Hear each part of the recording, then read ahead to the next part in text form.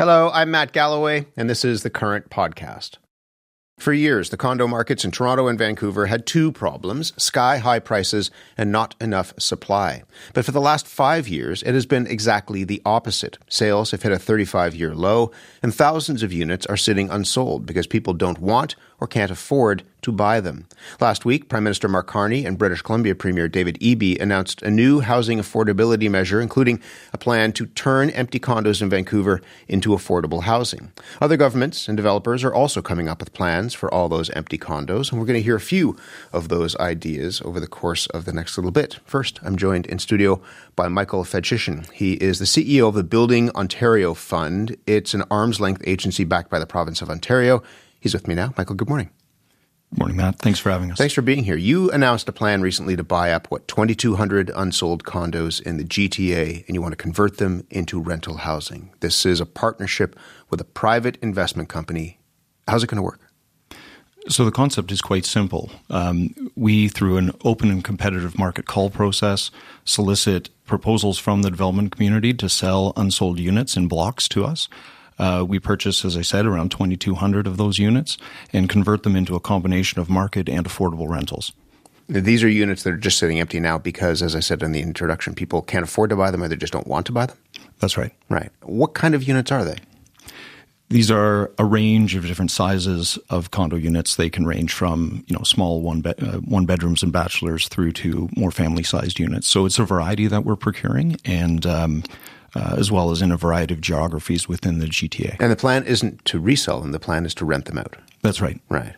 This is not just about one project. There's a real opportunity here because I said as the scale of the number of empty apartments. And there are investors across the city and beyond who think that this is a good investment without government help. You're getting government help with this, and we're going to talk about that in a moment. But have a listen to Anthony O'Brien of the Jesta Group. This is a group that recently announced plans to bulk buy something like 500 condos. There's a really significant opportunity right now in Toronto, and that's the story today is terrible. As we know, it's been all over the press for years now, the greatest slump almost in condo sales history. But what we see is a potential light at the end of the tunnel in a period of about 3 to 5 years from now. What do you see as the light at the end of the tunnel? We see it similarly, Matt. I think, we are going through a period of approaching 2 years of record low starts. And if you fast forward 4 or 5 years from now, that turns into record low completions and occupancies and supply. And so we see the same opportunity that the Jesta Group does. I think the difference with what we've done is, we've done it at a scale that is only really enabled by government involvement through the Building Ontario Fund, but also we've achieved affordability objectives, which the private sector or purely private sector players that are doing this in market are not. I'll ask you about the affordability, but why do you need government backing? If the opportunity is so big in the Toronto market right now, why does High Art Capital, which is your partner here, need the government involved in this? Well, as I said, it's about achieving a certain level of scale that can actually bring some confidence and meaningfully absorb some of these excess units, but also it requires government involvement and engagement to achieve those affordability objectives. So Otherwise, the market wouldn't be able to do this on its own. You need some sort of backstop by the government to be able to make this happen. Yeah, in our case, based on the underwriting we've done, the capital that Building Ontario Fund has put into the fund is necessary to achieve the affordability objectives and, frankly, the scale that we have. So who will these units be for, do you think? Yeah, we're targeting essential workers, call it workforce housing, but these are generally people who don't qualify. Their incomes are high enough that they don't qualify for some of the programs that currently exist, but aren't high enough to really be able to acquire this type of housing affordably. So these are the people who've been priced out of the communities that they're working in. That's right. So when you say that these will be affordable, what does affordable mean in this context? Yeah, so we're using a two-pronged test. And so in our case, it is the lesser of 25% off the prevailing local market rents, or based on a 30% income test, whichever is the lower. And that will allow those people who, as you call them, are essential workers, but have been priced out of the regions, that will allow them to be in those communities? That's the objective, yeah. Yeah. The NDP in the province of Ontario says that this is a bailout for developers. It says, the party says, if government is going to invest public funds, it should be building and acquiring homes directly through a Homes Ontario model, creating permanently affordable housing, not guaranteeing profits for private investors. What do you say to that? You have a smile on your face. I do. This is a predictable and common refrain anytime government involves itself with the development community, but it's myopic. I mentioned earlier on that we have a competitive market call here. So the units that are coming to the High Art Fund are coming to that fund under competitive tension on pricing. So no one is getting rich here. I'll also remind listeners that there are over 500,000 people in this province employed in the construction sector. It's larger than the auto sector in Ontario. And about half of those, a little less than half of those, are employed directly in the residential construction sector. So there's lots of jobs at stake here.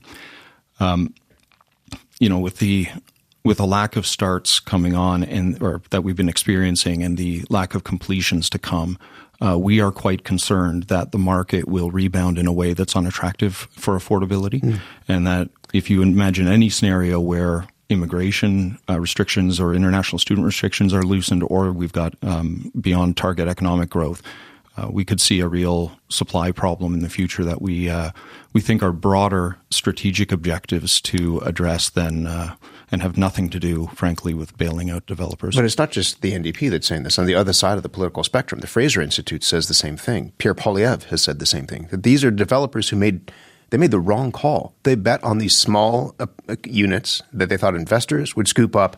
That didn't happen, and now they're left holding the bag. And that a program like this will take the bag off their hands. Are they wrong in saying that? They're wrong in the sense that that is not the only objective of this program. This program is producing affordable housing now, available now, and producing rental stock that regular citizens, essential workers, can access now. And so, development community made some mistakes and got out ahead of itself. There's no question about that market. And that creates a buying opportunity. We heard just on the clip you just played from Jesta. This creates a buying opportunity for private funds and for the Building Ontario Fund to take advantage of that market situation and turn it into something good. And something good for the people who can't afford to live in those communities otherwise. That's right. And keep builders building and workers working. It's a key part of our economy. And, in the option set of not doing anything about this or choosing to take action and trying to ameliorate the situation, I'll pick the latter any day of the week. Michael, thank you very much. Very welcome, Matt. Michael Fedshishin is the CEO of the Building Ontario Fund.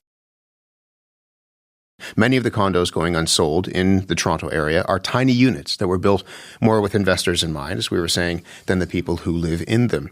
My next guest is trying to change that. Puyan Safapur is president of Devron Developments. He's with us as well in our Toronto studio. Good morning to you. Good morning. You wrote in Maclean's magazine, the condo playbook was creating buildings that are not what real people want for their families in the long term. How did we end up with so many unsold units in Toronto and Vancouver? Oh, that's a good question. To explain the situation that we're in, we have to kind of go to the root of the issue, and that is something that is unfortunately somewhat unique to Canada, and that's how we sell condos. In most of the rest of the world, buildings are built, and when they're finished, people who want to live in them, prospective families, they come and see them, and they make a purchase decision. But unfortunately, the way we sell condos in Canada is completely backwards, where because of the need to sell approximately 60-70% of the building before you get financing to build the building, developers are forced to sell these suites to an investor buyer, because that actual family usually can't anticipate buying their home 3 to 5 years out. Most people can't make a purchase like that for anything. We don't buy anything like that. Right? We don't buy phones like that, for example. We don't buy phones. We don't buy cars. We don't buy anything else anticipating our need 5 years from now. Your family might grow in size. It might shrink in size. You might move. You might, exactly. Your job may take you to somewhere else in the city. So, and then how can we expect people to be able to, or a large percentage of the population to be able to make decisions that far in advance?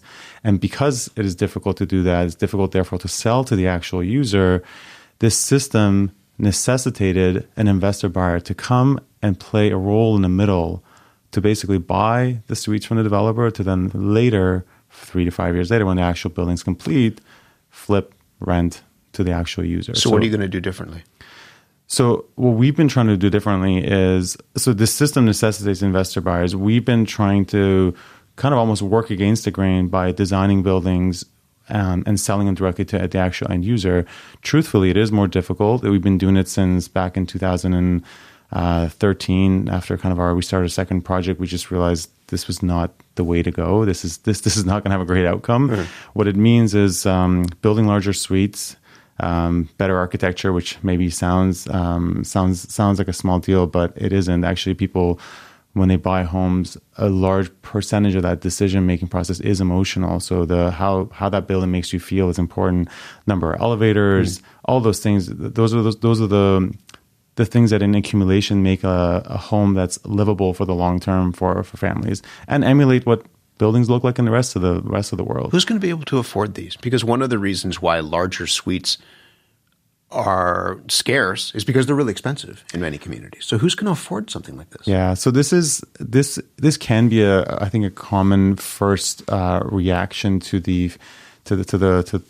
thinking that larger units are going to be inherently more expensive. And there is obviously a component that, if something's twice as big, inevitably will be more expensive. But actually, one major thing we don't realize is that buildings with smaller units are actually more expensive for the developer than buildings with larger units. Explain that. We're almost out of time, but explain how that actually makes sense.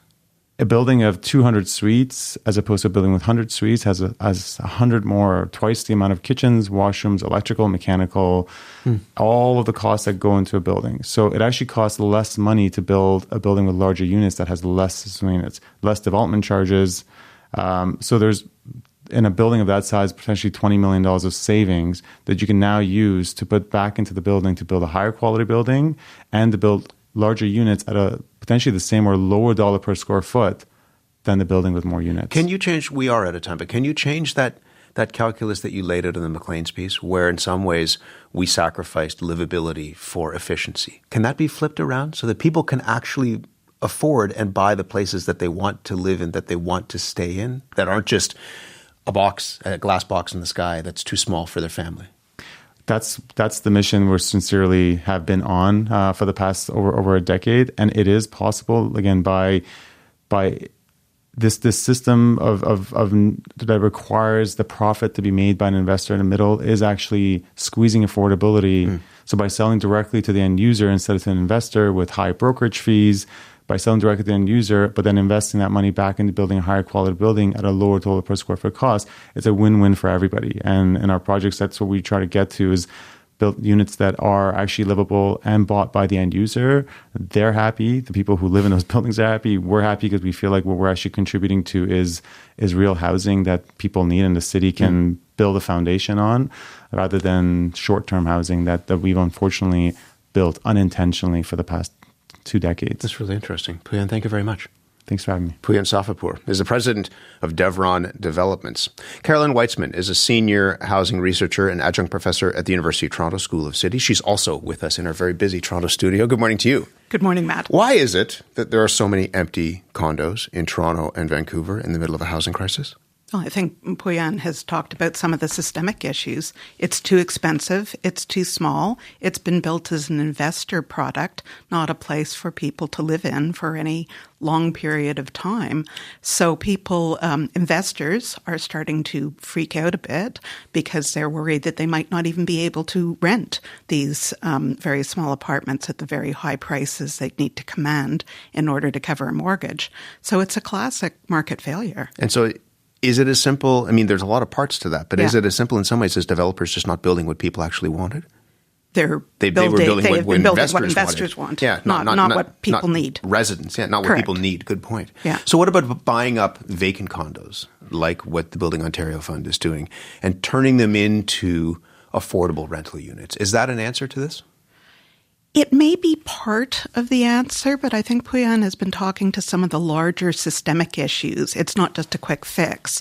So, for instance, in the 2024 budget, the federal government committed itself to buying up apartments to keep them affordable, but that program was for the 1 million apartments that are over 50 years old, and in many cases are larger, and in many cases are much less expensive. There's a lot of risk associated with these condos. For one thing, you're just buying a few units in a building that may have unknown maintenance fees and also may be very difficult to manage with a mixture of renters owned by the government, a nonprofit, and private investors or people who've bought these condos in order to live in who may not want affordable housing under the same roof. So a good acquisitions program would be looking to keep housing affordable because we've been losing so much affordable housing. And it would look at what kinds of units people need the most. So what do we do with if that's not the answer, or that's not part of the mix, certainly, but not to the end goal? What do we do?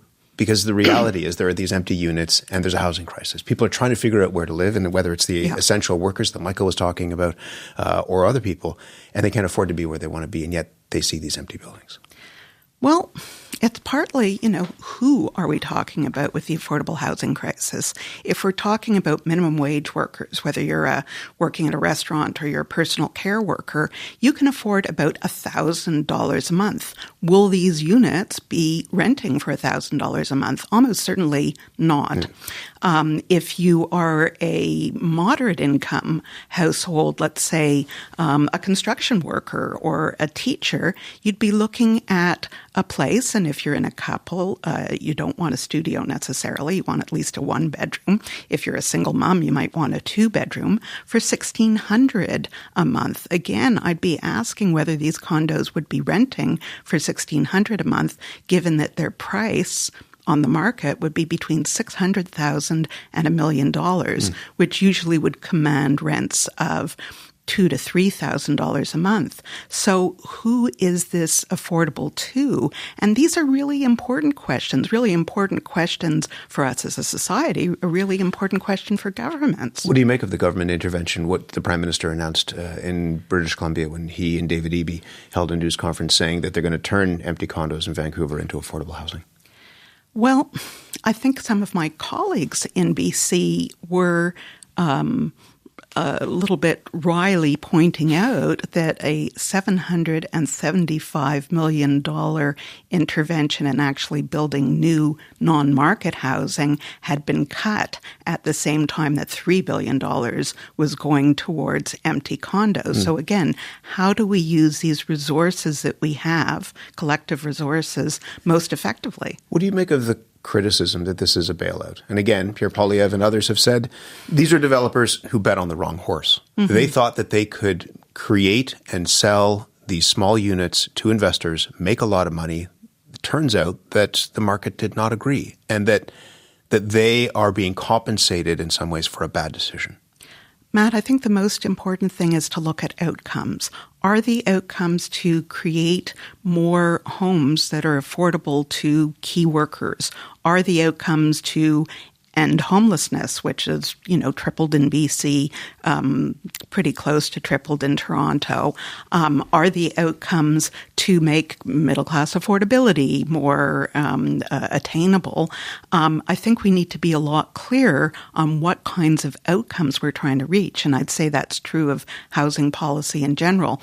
What's the problem we're trying to fix here? And I just mentioned that a crane in the air or a hole in the ground is the same whether it's a nonprofit crane in the air or hole in the ground, or whether it's a condo developer crane in the air or hole in the ground. So what kind of development, what kinds of homes do we need most? We are out of time, but is your sense that those who are, digging the holes in the ground and putting the cranes up, do they understand the heart of that problem? Yes, because they can't find places to live in Toronto and Vancouver. So I'd say talk to the construction workers. And they know exactly what's going on. They know where they can live and where they can't live. Carolyn, this is really interesting. Thank you very much. Thank you, Matt. Carolyn Weitzman is a senior housing researcher and adjunct professor at the University of Toronto School of Cities. She was with me in our Toronto studio. You've been listening to The Current Podcast. My name is Matt Galloway. Thanks for listening. I'll talk to you soon.